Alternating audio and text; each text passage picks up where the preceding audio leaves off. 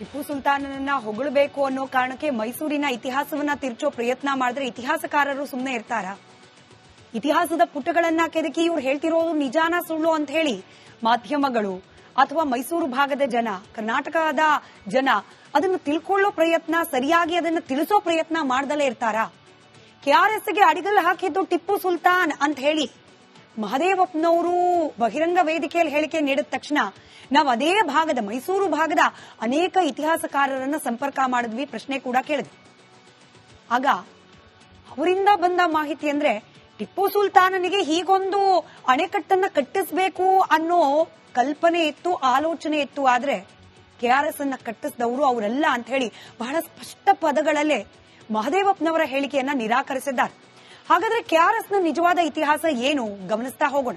ನಿಜಾನ ಟಿಪ್ಪು ಸುಲ್ತಾನ ಕಟ್ಟಿಸಿದ್ದು ಅಥವಾ ಅಡಿಗಲ್ ಹಾಕಿದ್ದು ನಿಜಾನ?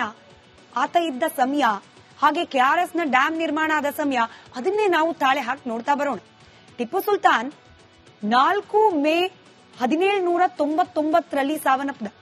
1799 ಈ ಇಸ್ವಿಯನ್ನ ನೆನ್ಪಿಟ್ಕೊಳ್ಳಿ. 19ನೇ ಶತಮಾನದಲ್ಲಿ ಕೆಆರ್ಎಸ್ ಪರಿಕಲ್ಪನೆ ಶುರುವಾಗಿದ್ದು, ಪ್ರಾಪರ್ ಆಗಿ ಕೆಆರ್ಎಸ್ ಪರಿಕಲ್ಪನೆ ಶುರುವಾಗಿದ್ದು. ಕೆಆರ್ಎಸ್ ಶಂಕುಸ್ಥಾಪನೆ ಮಾಡಿದ್ದು ದಿನಾಂಕ ಕೂಡ ಇದೆ, 11 ನವೆಂಬರ್ 1911. 1911ರಲ್ಲಿ ಶಂಕುಸ್ಥಾಪನೆ ಆಯಿತು. ಟಿಪ್ಪು ಸುಲ್ತಾನ್ ಸಾವನ್ನಪ್ಪಿದ್ದು 1797ರಲ್ಲಿ. 1911ರಲ್ಲಿ ಶಂಕುಸ್ಥಾಪನೆ ಆಗತ್ತೆ. ಅಲ್ಲಿಗೆ 1799ರಲ್ಲಿ ಸಾವನ್ನಪ್ಪಿದ ಟಿಪ್ಪು ಸುಲ್ತಾನ್ ಮಹದೇವಪ್ಪನವ್ರ ಪ್ರಕಾರ ಮತ್ತೆದ್ದು ಬಂದು 1911ರಲ್ಲಿ ಅಡಿಗಲ್ಲು ಹಾಕಿ ವಾಪಸ್ ಹೋದ್ರ? ಈ ಪ್ರಶ್ನೆ ಕೇಳಬೇಕಲ್ಲ ನಾವು. ಈಗಿರುವ ಮಂಡ್ಯ ತುಂಬಾ ಬರಡು ಭೂಮಿಯಾಗಿತ್ತು. 1872ರಲ್ಲಿ ಬ್ರಿಟಿಷರು ನೀರಾವರಿ ಯೋಜನೆಯನ್ನ ಕೈಗೆತ್ಕೊಂಡ್ರು. ಭೀಕರ ಬರಗಾಲ ಉಂಟಾಯಿತು, ಯೋಜನೆ ನಿಂತು ಹೋಯಿತು. ಇನ್ನು ಬ್ರಿಟಿಷರ ಆಡಳಿತದಿಂದ ಹೊರಬಂದ ಮೈಸೂರು ಸಂಸ್ಥಾನ, ಅದರಲ್ಲೂ ಕೂಡ ನಾಲ್ವಡಿ ಕೃಷ್ಣರಾಜ ಒಡೆಯರವರ ಆಳ್ವಿಕೆಯ ಕಾಲದಲ್ಲಿ ಮಂಡ್ಯ ಭೂಮಿ ನೋಡಿ ಒಡೆಯರು ಮರಗದು. ಅರೆ, ಕಾವೇರಿ ನೀರು ಯಥೇಚ್ಛವಾಗಿದ್ರೂ ಕೂಡ ಇದು ನಮ್ಮ ಭಾಗದ ರೈತರಿಗೆ, ನಮ್ಮ ಭಾಗದ ಜನರಿಗೆ ಉಪಯೋಗಕ್ಕೆ ಬರ್ತಿಲ್ವಲ್ಲ, ವ್ಯರ್ಥವಾಗಿ ಹರಿದು ಹೋಗ್ತಿದೆಯಲ್ಲ, ಇದಕ್ಕೆ ಏನಾದ್ರೂ ಮಾಡಬೇಕು, ಜನರಿಗೆ ಅನುಕೂಲ ಆಗೋ ರೀತಿಯಲ್ಲಿ, ಇದನ್ನ ಬಳಕೆ ಮಾಡಿಕೊಳ್ಳೋ ರೀತಿಯಲ್ಲಿ ಏನಾದ್ರೂ ಮಾಡಬೇಕು ಅನ್ನೋ ಆಲೋಚನೆಯಲ್ಲಿದ್ದ ಮಹಾರಾಜರಿಗೆ ಆ ಸಂದರ್ಭದಲ್ಲಿ ಹುಟ್ಟಿದ್ದೆ ಕನ್ನಂಬಾಡಿ ಕಟ್ಟೆಯನ್ನ ಕಟ್ಟಬೇಕು ಅನ್ನೋ ಕನಸು. ಅತ್ಯಾಧುನಿಕವಾಗಿ ಡ್ಯಾಮ್ ಅನ್ನ ಕಟ್ಟುವ ಕಾರ್ಯಕ್ಕೆ ಬ್ರಿಟಿಷರು ಅವರ ಆ ಪರಿಕಲ್ಪನೆ ಅದನ್ನ ಕೂಡ ಸಹಾಯಕ್ಕೆ ಪಡೆಯಲಾಯಿತು. ನೀಲನಕ್ಷೆಯನ್ನ ತಯಾರಿಸಿ ಮಹಾರಾಜರಿಗೆ ಕೊಟ್ಟವರು ಬ್ರಿಟಿಷರು. ಆ ಕಾಲದ ಅತ್ಯಾಧುನಿಕ ತಂತ್ರಜ್ಞಾನದ ಆಧಾರದ ಮೇಲೇನೆ ಇದರ ನೀಲನಕ್ಷೆ ರೂಪುಗೊಂಡಿತ್ತು. ಇದರ ಜೊತೆಯಲ್ಲೇ ಆ ಸಂದರ್ಭದಲ್ಲಿ ಬಾಂಬೆಯಲ್ಲಿದ್ದ ಮಾಂತ್ರಿಕ ಸರ್ ಎಂ ವಿಶ್ವೇಶ್ವರಯ್ಯನವರು ಮಹಾರಾಜರ ಕಣ್ಣಿಗೆ ಬಿದ್ದು ಈ ವಿಚಾರದಲ್ಲಿ, ಅದರಲ್ಲೂ ತಾಂತ್ರಿಕ ವಿಚಾರದಲ್ಲಿ ವಿಶ್ವೇಶ್ವರಯ್ಯನವರಿಗಿಂತ ನಿಪುಣರು ಬೇಕಾ? ಅದರಲ್ಲೂ ಕನ್ನಂಬಾಡಿ ಕಟ್ಟೆಯನ್ನ ನಿರ್ಮಾಣ ಮಾಡಬೇಕು ಅನ್ನೋ ಕನಸು ನನಸಾಗಬೇಕು ಅಂದ್ರೆ ಸರ್ ಎಂ ವಿಗಿಂತ ಇನ್ಯಾರು ಸರಿ ಅನ್ನೋದು ಮಹಾರಾಜರಿಗೂ ಕೂಡ ಅರ್ಥವಾಯಿತು. ಕೆಆರ್ಎಸ್ ಅನ್ನ ನಿರ್ಮಾಣ ಮಾಡಲಿಕ್ಕೆ ಕನಸೇನೋ ಕಂಡ್ರು, ಆದ್ರೆ ಆ ಕಾಲದಲ್ಲೇನೆ ಕೋಟಿ ಕೋಟಿ ಹಣವನ್ನ ಸುರಿಲೇಬೇಕಾದ ಪರಿಸ್ಥಿತಿ. ಒಂದು ಅಂದಾಜಿನ ಪ್ರಕಾರ ಮೈಸೂರು ಸಂಸ್ಥಾನದ 3 ವರ್ಷದ ಆದಾಯಕ್ಕೆ ಸಮಾನವಾಗಿತ್ತು ಈ ಕೆಆರ್ಎಸ್ ನ ಡ್ಯಾಮ್ ಅನ್ನ ನಿರ್ಮಾಣ ಮಾಡಲಿಕ್ಕೆ ಬೇಕಾದ ವೆಚ್ಚ.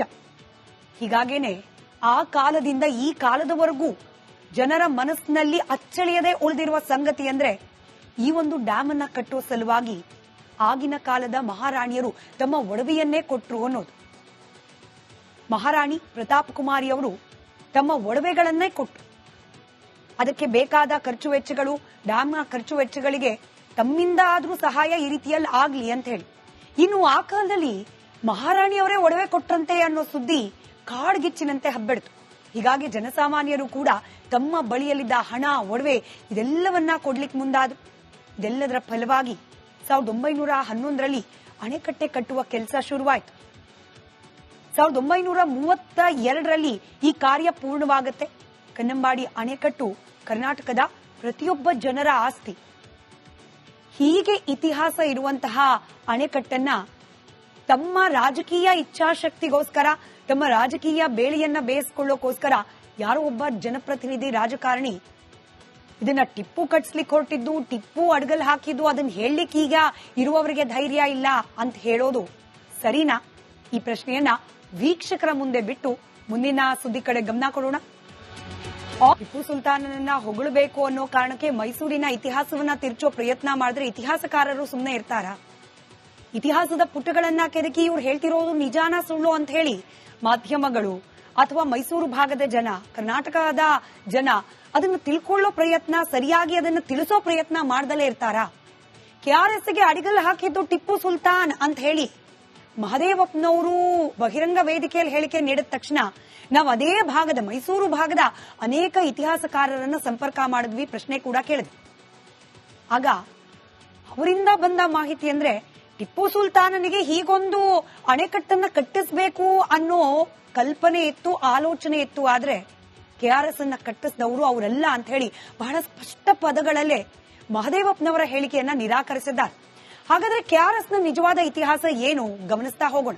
ನಿಜಾನ ಟಿಪ್ಪು ಸುಲ್ತಾನ ಕಟ್ಟಿಸಿದ್ದು ಅಥವಾ ಅಡಿಗಲ್ ಹಾಕಿದ್ದು ನಿಜಾನ? ಆತ ಇದ್ದ ಸಮಯ, ಹಾಗೆ ಕೆಆರ್ಎಸ್ ನ ಡ್ಯಾಂ ನಿರ್ಮಾಣ ಆದ ಸಮಯ, ಅದನ್ನೇ ನಾವು ತಾಳೆ ಹಾಕಿ ನೋಡ್ತಾ ಬರೋಣ. ಟಿಪ್ಪು ಸುಲ್ತಾನ್ 4 ಮೇ 1799ರಲ್ಲಿ ಸಾವನ್ನಪ್ಪಿದ. 1799 ಈ ಇಸ್ವಿಯನ್ನ ನೆನ್ಪಿಟ್ಕೊಳ್ಳಿ. 19ನೇ ಶತಮಾನದಲ್ಲಿ ಕೆಆರ್ಎಸ್ ಪರಿಕಲ್ಪನೆ ಶುರುವಾಗಿದ್ದು, ಪ್ರಾಪರ್ ಆಗಿ ಕೆಆರ್ಎಸ್ ಪರಿಕಲ್ಪನೆ ಶುರುವಾಗಿದ್ದು. ಕೆಆರ್ಎಸ್ ಶಂಕುಸ್ಥಾಪನೆ ಮಾಡಿದ್ದು ದಿನಾಂಕ ಕೂಡ ಇದೆ, 11 ನವೆಂಬರ್ 1911. 1911ರಲ್ಲಿ ಶಂಕುಸ್ಥಾಪನೆ ಆಯಿತು. ಟಿಪ್ಪು ಸುಲ್ತಾನ್ ಸಾವನ್ನಪ್ಪಿದ್ದು 1797ರಲ್ಲಿ. 1911ರಲ್ಲಿ ಶಂಕುಸ್ಥಾಪನೆ ಆಗತ್ತೆ.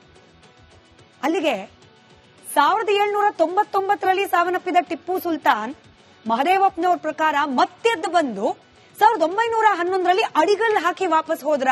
ಈ ಪ್ರಶ್ನೆ ಕೇಳಬೇಕಲ್ಲ ನಾವು. ಈಗಿರುವ ಮಂಡ್ಯ ತುಂಬಾ ಬರಡು ಭೂಮಿಯಾಗಿತ್ತು. 1872ರಲ್ಲಿ ಬ್ರಿಟಿಷರು ನೀರಾವರಿ ಯೋಜನೆಯನ್ನ ಕೈಗೆತ್ಕೊಂಡ್ರು. ಭೀಕರ ಬರಗಾಲ ಉಂಟಾಯಿತು, ಯೋಜನೆ ನಿಂತು ಹೋಯಿತು. ಇನ್ನು ಬ್ರಿಟಿಷರ ಆಡಳಿತದಿಂದ ಹೊರಬಂದ ಮೈಸೂರು ಸಂಸ್ಥಾನ, ಅದರಲ್ಲೂ ಕೂಡ ನಾಲ್ವಡಿ ಕೃಷ್ಣರಾಜ ಒಡೆಯರವರ ಆಳ್ವಿಕೆಯ ಕಾಲದಲ್ಲಿ ಮಂಡ್ಯ ಭೂಮಿ ನೋಡಿ ಒಡೆಯರು ಮರಗದು. ಅರೆ, ಕಾವೇರಿ ನೀರು ಯಥೇಚ್ಛವಾಗಿದ್ರೂ ಕೂಡ ಇದು ನಮ್ಮ ಭಾಗದ ರೈತರಿಗೆ, ನಮ್ಮ ಭಾಗದ ಜನರಿಗೆ ಉಪಯೋಗಕ್ಕೆ ಬರ್ತಿಲ್ವಲ್ಲ, ವ್ಯರ್ಥವಾಗಿ ಹರಿದು ಹೋಗ್ತಿದ್ಯಲ್ಲ, ಇದಕ್ಕೆ ಏನಾದ್ರೂ ಮಾಡಬೇಕು, ಜನರಿಗೆ ಅನುಕೂಲ ಆಗೋ ರೀತಿಯಲ್ಲಿ, ಇದನ್ನ ಬಳಕೆ ಮಾಡಿಕೊಳ್ಳೋ ರೀತಿಯಲ್ಲಿ ಏನಾದ್ರೂ ಮಾಡಬೇಕು ಅನ್ನೋ ಆಲೋಚನೆಯಲ್ಲಿದ್ದ ಮಹಾರಾಜರಿಗೆ ಆ ಸಂದರ್ಭದಲ್ಲಿ ಹುಟ್ಟಿದ್ದೆ ಕನ್ನಂಬಾಡಿ ಕಟ್ಟೆಯನ್ನ ಕಟ್ಟಬೇಕು ಅನ್ನೋ ಕನಸು. ಅತ್ಯಾಧುನಿಕವಾಗಿ ಡ್ಯಾಮ್ ಅನ್ನ ಕಟ್ಟುವ ಕಾರ್ಯಕ್ಕೆ ಬ್ರಿಟಿಷರು ಅವರ ಆ ಪರಿಕಲ್ಪನೆ ಅದನ್ನ ಕೂಡ ಸಹಾಯಕ್ಕೆ ಪಡೆಯಲಾಯಿತು. ನೀಲನಕ್ಷೆಯನ್ನ ತಯಾರಿಸಿ ಮಹಾರಾಜರಿಗೆ ಕೊಟ್ಟವರು ಬ್ರಿಟಿಷರು.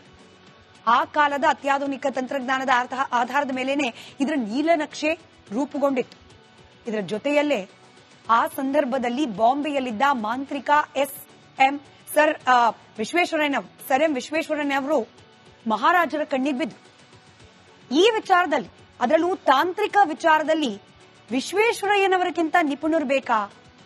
ಅದರಲ್ಲೂ ಕನ್ನಂಬಾಡಿ ಕಟ್ಟೆಯನ್ನ ನಿರ್ಮಾಣ ಮಾಡಬೇಕು ಅನ್ನೋ ಕನಸು ನನಸಾಗಬೇಕು ಅಂದ್ರೆ ಸರ್ ಎಂ ವಿಗಿಂತ ಇನ್ಯಾರು ಸರಿ ಅನ್ನೋದು ಮಹಾರಾಜರಿಗೂ ಕೂಡ ಅರ್ಥವಾಯ್ತು. ಕೆಆರ್ಎಸ್ ಅನ್ನ ನಿರ್ಮಾಣ ಮಾಡಲಿಕ್ಕೆ ಕನಸೇನೋ ಕಂಡ್ರು, ಆದ್ರೆ ಆ ಕಾಲದಲ್ಲೇನೆ ಕೋಟಿ ಕೋಟಿ ಹಣವನ್ನ ಸುರಿಲೇಬೇಕಾದ ಪರಿಸ್ಥಿತಿ. ಒಂದು ಅಂದಾಜಿನ ಪ್ರಕಾರ ಮೈಸೂರು ಸಂಸ್ಥಾನದ 3 ವರ್ಷದ ಆದಾಯಕ್ಕೆ ಸಮಾನವಾಗಿತ್ತು ಈ ಕೆಆರ್ಎಸ್ ನ ಡ್ಯಾಮ್ ಅನ್ನ ನಿರ್ಮಾಣ ಮಾಡಲಿಕ್ಕೆ ಬೇಕಾದ ವೆಚ್ಚ. ಹೀಗಾಗೇನೆ ಆ ಕಾಲದಿಂದ ಈ ಕಾಲದವರೆಗೂ ಜನರ ಮನಸ್ಸಿನಲ್ಲಿ ಅಚ್ಚಳಿಯದೆ ಉಳಿದಿರುವ ಸಂಗತಿ ಅಂದ್ರೆ ಈ ಒಂದು ಡ್ಯಾಮ್ ಅನ್ನ ಕಟ್ಟೋ ಸಲುವಾಗಿ ಆಗಿನ ಕಾಲದ ಮಹಾರಾಣಿಯರು ತಮ್ಮ ಒಡವೆಯನ್ನೇ ಕೊಟ್ರು ಅನ್ನೋದು. ಮಹಾರಾಣಿ ಪ್ರತಾಪ್ ಕುಮಾರಿಯವರು ತಮ್ಮ ಒಡವೆಗಳನ್ನೇ ಕೊಟ್ಟರು. ಅದಕ್ಕೆ ಬೇಕಾದ ಖರ್ಚು ವೆಚ್ಚಗಳು, ಡ್ಯಾಮ್ನ ಖರ್ಚು ವೆಚ್ಚಗಳಿಗೆ ತಮ್ಮಿಂದ ಆದ್ರೂ ಸಹಾಯ ಈ ರೀತಿಯಲ್ಲಿ ಆಗ್ಲಿ ಅಂತ ಹೇಳಿ. ಇನ್ನು ಆ ಕಾಲದಲ್ಲಿ ಮಹಾರಾಣಿಯವರೇ ಒಡವೆ ಕೊಟ್ರಂತೆ ಅನ್ನೋ ಸುದ್ದಿ ಕಾಡ್ಗಿಚ್ಚಿನಂತೆ ಹಬ್ಬಿಡ್ತು. ಹೀಗಾಗಿ ಜನಸಾಮಾನ್ಯರು ಕೂಡ ತಮ್ಮ ಬಳಿಯಲ್ಲಿದ್ದ ಹಣ, ಒಡವೆ ಇದೆಲ್ಲವನ್ನ ಕೊಡ್ಲಿಕ್ಕೆ ಮುಂದಾದ್ರು. ಇದೆಲ್ಲದರ ಫಲವಾಗಿ 1911ರಲ್ಲಿ ಅಣೆಕಟ್ಟೆ ಕಟ್ಟುವ ಕೆಲಸ ಶುರುವಾಯಿತು. 1932ರಲ್ಲಿ ಈ ಕಾರ್ಯ ಪೂರ್ಣವಾಗುತ್ತೆ. ಕನ್ನಂಬಾಡಿ ಅಣೆಕಟ್ಟು ಕರ್ನಾಟಕದ ಪ್ರತಿಯೊಬ್ಬ ಜನರ ಆಸ್ತಿ. ಹೀಗೆ ಇತಿಹಾಸ ಇರುವಂತಹ ಅಣೆಕಟ್ಟನ್ನ ತಮ್ಮ ರಾಜಕೀಯ ಇಚ್ಛಾಶಕ್ತಿಗೋಸ್ಕರ, ತಮ್ಮ ರಾಜಕೀಯ ಬೇಳೆಯನ್ನ ಬೇಯಿಸ್ಕೊಳ್ಳೋಕೋಸ್ಕರ ಯಾರೋ ಒಬ್ಬ ಜನಪ್ರತಿನಿಧಿ ರಾಜಕಾರಣಿ ಇದನ್ನ ಟಿಪ್ಪು ಕಟ್ಸ್ಲಿಕ್ಕೆ ಹೊರಟಿದ್ದು, ಟಿಪ್ಪು ಅಡಗಲ್ ಹಾಕಿದ್ದು, ಅದನ್ನ ಹೇಳಲಿಕ್ಕೆ ಈಗ ಇರುವವರಿಗೆ ಧೈರ್ಯ ಇಲ್ಲ ಅಂತ ಹೇಳೋದು ಸರಿನಾ? ಈ ಪ್ರಶ್ನೆಯನ್ನ ವೀಕ್ಷಕರ ಮುಂದೆ ಬಿಟ್ಟು ಮುಂದಿನ ಸುದ್ದಿ ಕಡೆ ಗಮನ ಕೊಡೋಣ.